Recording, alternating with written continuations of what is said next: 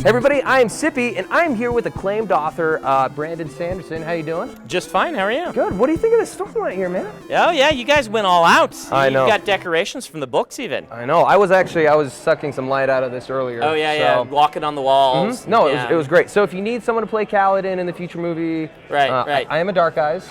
Yeah, but I mean, it's convenient that you can walk on the walls already. That saves special effects. I'm too old to play Spider-Man, but I think I'm the right age for Kaladin. So how excited are you to be here at the release party for your book, Oathbringer? Yeah, these things are crazy. We've run out of ballroom this time because last time we really outgrew our bookstore. Yeah. The bookstores here selling books, we love them, but yeah, it's insane. We got costumes, we've got all the artists came with prints and stuff. Oh my gosh, I've seen some art. There's a VIN out there, a profile. Yeah. Mm-hmm. People have talent. Yeah. You have talent. Yeah, well, I don't have talent for drawing. People, sometimes when I sketch or I sign books, they ask me to sketch something in it. Really? It's become a bit of a joke because my sketches are so bad. Ooh. So, yeah, the little stick figures that can barely look like stick figures. I bet you do great. Oh, mood lighting. There we go. Now the interview's about to get real romantic. So, Brandon, Oathbringer's coming out. People are really excited for it. If you could catch up readers in like 60 seconds, what's going on in the books? Where's everybody? Wow. I know. Okay. Well, I don't want to give too many spoilers, right? True. That's the thing. But Stormlight Archive, it's kind of a combination between multiple character storylines. Yes. So we've got Kaladin, who is a former slave who in his youth was trained as a surgeon, who learns he's really, really good at killing people. And he's got this weird conflict between, I was taught to heal people, but I'm also really, really good with a spear.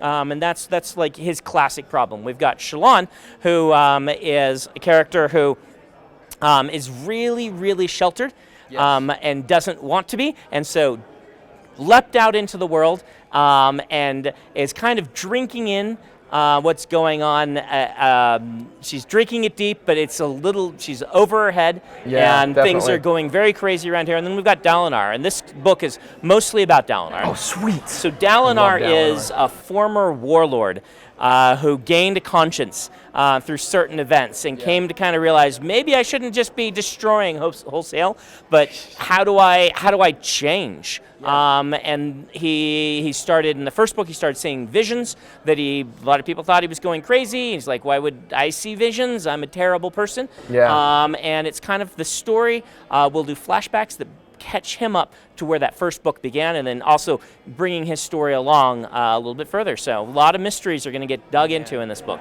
I cannot wait to get into it. So you've created a Cosmere, just worlds upon worlds and different kinds of. I don't want to use the word magic, but because you don't use the magic, magic's fine. Go ahead. Allomancy and biochroma and stuff like that. If you were to pick a power for yourself, what would I pick? What would you pick? Oh boy, I would probably pick Allomancy. Okay. Because there's lots of metal around in my world, but not so much access to the other things in the magic, so maybe I could make that work. Okay, but with Allomancy, I don't want to spoil anything, but full-blown Mistborn. Yeah. I mean, you make the rules, so I guess if you want to be Mistborn, That's you could. true, yeah. But I don't know. It's really interesting. People often ask, which of my worlds would I want to live in? And the answer is always none of them. I really like things like instant noodles, ramen and the internet. Well, you could put ramen in. I could put ramen in, but Mistborn. the internet? Maybe not. Yeah, I kind of like things like having hospitals. Very nice thing. Oh yeah, that's not something I thought about. Antibiotics, really nice stuff. But I don't know. It's interesting. I write the fantasy books because they're reflections of all the things I'm thinking about right now.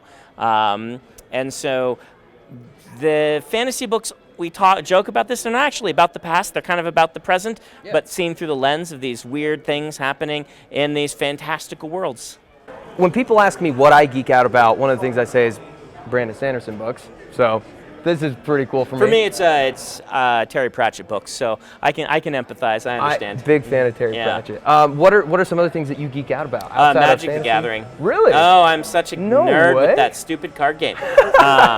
Yeah, I've been playing since I was a kid, and every time a new set comes out, I'm like, woo! Okay, so what kind of deck do you normally build? Swamp? I like to draft, which is this thing where you bring cards, and everyone builds decks out of the cards right then and then plays against each other. Okay. So I like to try new goofy things. I'm always trying to build something new. I'm usually playing something wacky, whatever the weirdest deck you can find is. Okay. So they've made little novels and series about Magic the Gathering. They have. Have you ever written any of that? I haven't. Someday, maybe I'd like to. My schedule would have to align with their schedule, and the people who write on those are getting really good. Yeah. And they know their worlds really well. And I just kind of do Magic for fun. Right, I already took one hobby and turned it into a job. And so I've had to be really careful. Anytime you know, as a creative professional, right. Anytime I see something that I could do creatively, part of me is like, ooh, could I do this for money? And I have to like, no, just enjoy that. Right. You already did that once. So, when you first started writing, did you ever see yourself sitting here with me in this interview? Oh, wow. Well, I dreamed of it. Sure. I thought, oh, man. One day, me and Cippy. One day I can get, no. I think you'll find this common with all writers. We just want to be able to make enough to live, right? We dream maybe of bestsellerdom and things like that, but at the end of the day, most of us, if you came to us and said, you're never going to be a bestseller, but I can guarantee you'll always have enough to live on, I don't think there's a single aspiring author out there that wouldn't just take that in a heartbeat, right? Really? The Okay. chance to not have to stress about it is what we want. We want our stories to be read. We want our stories to be enjoyed. Yeah. And that's what I always felt. Just, if I can make enough to get by, then I will be happy. Now, I had big dreams. I don't think small. When I first pitched the Cosmere, which, if people don't know, the Cosmere is all my worlds are interconnected in this really, really kind of weird thing going on behind the scenes. Kind of like the MCU of books. like Marvel Cinematic Universe. Yeah, it's similar to that a little bit. When I first pitched this to my editor back in like 2003. Holy cow! Yeah. When I first he's like, well, you don't think small, do you? I'm like, nope. You can't though. No, it's epic fantasy. You got to have big aspirations. I totally agree with that. I mean, the world of Roshar is not small. No, it's the thing about Roshar, the Stormlight Archive, the book that I'm promoting right now, the new one coming out. I always felt that fantasy could take a few more steps in its worlds that could be a little more bizarre than they have been, as long as you keep the characters relatable. Yeah. That you can make a world feel like a fantastical world that's very removed from our own experience. If you haven't read the books, you should read them. There's like this magical hurricane, super powerful hurricane that hits the world every couple of days. Yeah. And it's part of the story is about how do you survive when this happens, and all life on this world just has to deal with this. So it's a very bizarre ecology. Grass burrows out from the ground and then pulls back into its burrows when the storms come, things like that. Well, then a lot of the animals have hard shells. They have to protect themselves and things. Sorry, I'm getting into it now. All right, so the Knights Radiant are a big part of the Stormlight books, and there's a lot of different classes within them, Windrunners and Light Weavers. But I've always wondered, like, out of all of these Knights Radiant classes, which ones of them are like the best dancers? Who's the best dancers? Edge dancers. They've got dancer in the title, right? Oh, obviously. What was that? Their whole thing is being able to move without friction interfering. Okay. They're going to be pretty good dancers. Pop and lock. Though I do have to say, if you can walk on the ceiling, you can probably pull off some moves, right? I agree, yeah. So, the Windrunners are going to be able to do some pretty interesting things with their dance moves. Yeah, because at one point, a club gets too full down here. Yeah, you just go to the ceiling. You just go to the ceiling. Yeah, Huh. Yeah. I don't think I ever would have. Yeah.